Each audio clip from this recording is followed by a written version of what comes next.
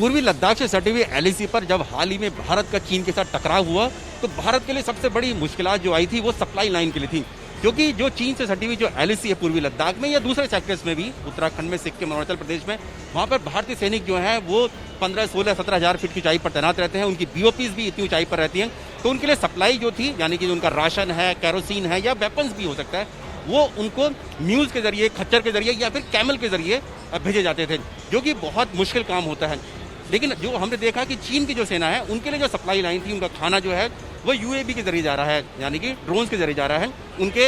जो rotary UAVs भी हमने देखे, तो इसीलिए अब भारत ने भी इस पर अपना काम करना शुरू कर दिया है, यानी कि रोटरी यूएवी। तो हमारे सामने हिंदुस्तान एरोनॉटिक्स लिमिटेड, जिसने एरो इंडिया शो में अपना रोटरी यूएवी दिखाया है, आरयूएवी जिसको कहा जाता है, तो ये अब इस्तेमाल किया जाएगा। इसको अभी डिजाइन किया जा रहा है और इसके बाद इसको सेनाओं को दे दिया जाएगा। आखिरकार किस तरह से ये रोटरी यूएवी यानी आरयूएवी काम करेगा, उस सब पर बातचीत करने के लिए हमारे साथ खुद हिंदुस्तान एरोनॉटिक्स लिमिटेड यानी एचएएल के director research and development R&D अरूप चटर्जी हैं, उनसे बातचीत करेंगे। सर,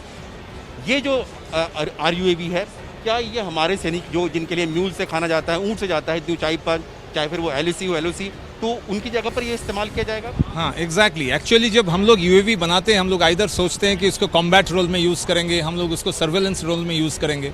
जब हम लोगों ने देखा कि ले से जब खाना पहुंचाई जाती है 18,500 फीट में, वहाँ पे जो हमारे सोल्जर्स हैं उन तक खाना पहुंचाने के लिए खच्चर सब लोगों इन लोगों की यूज़ किया जाता है। कभी कभी वहाँ पे बर्फ़ गिरते हैं, वहाँ पे खाना सही टाइम में पहुँचती नहीं है। So then we from HAL side हम लोगों ने ये कॉन्सेप्चुअलाइज किया कि हम लोग एक यूएवी ऐसे बनाएं जो यूएवी ले के वहाँ से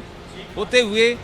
सिंपल रेशन, विद आलू हो, रेशन हो, प्याज हो, केरोसिन हो, अगर उनको जब ज़रूरत पड़े वो ले से वहाँ पे टेक ऑफ करे, ऑटोनोमस मोड में जाए, वहाँ तक पहुँचे, वहाँ पे ड्रॉप करें, वहाँ पे सामान निकाल लिया जाए, ज़रूरत है तो उधर से भी कुछ भेजा जा सकता है। वो सामान लेके दिन में 3 बार 4 बार ये चीज़ जा सकती है, जिसमें हमें कोई मैन आदमी की ज़रूरत नहीं है। भले वो बर्फ़ गिर रहा हो, भले वो रात की बात है, डे नाइट,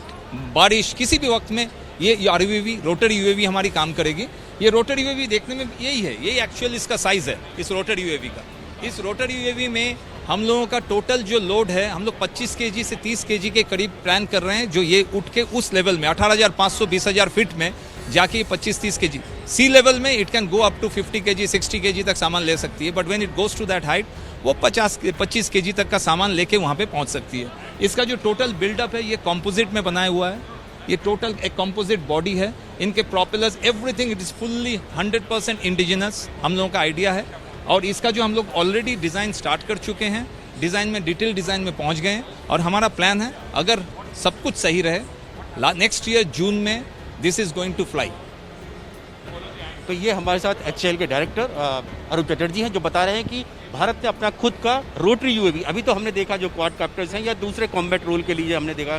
कि ड्रोन्स बनाए गए, लेकिन ये खास जो बना रही है एचएएल, वो हमारी सेनाओं के लिए, खासतौर से थल सेना के लिए, वो सप्लाई के लिए बना रही है, ताकि हमारे जो सैनिक जो इतनी ऊंचाई पर तैनात रहते हैं, बर्फ में तैनात रहते हैं, दिन रात वहाँ पर अपनी सीमाओं की रखवाली करते हैं, सुरक्षा करते हैं, उन तक जो उनका सप्लाई है, यानी कि उनका जो राशन है, खाना पीना है उनका, या फिर उनके लिए कैरोसिन ऑयल की ज़रूरत पड़ती है, वो सब जो है वो आसानी से भेजा जा सके। और ये दिन में 2-3 बार इस तरह के अगर बनेंगे तो एक जो यूएवी होगा, रोटरी यूएवी, दिन में 2-3 बार जाकर सैनिकों तक पहुंच सकता है। ले से, जैसे अगर हम लोग देखते हैं कि ले से सप्लाई लाइन जाती है तो वो जा सकती है। तो एचएएल का मानना है कि अगले साल जून तक जो है, यानी कि अगले 1 साल में माना जा सकता है कि ये जो रोटरी यूएवी है ये हमारी सेनाओं को, सैनिकों को मिल जाएगा।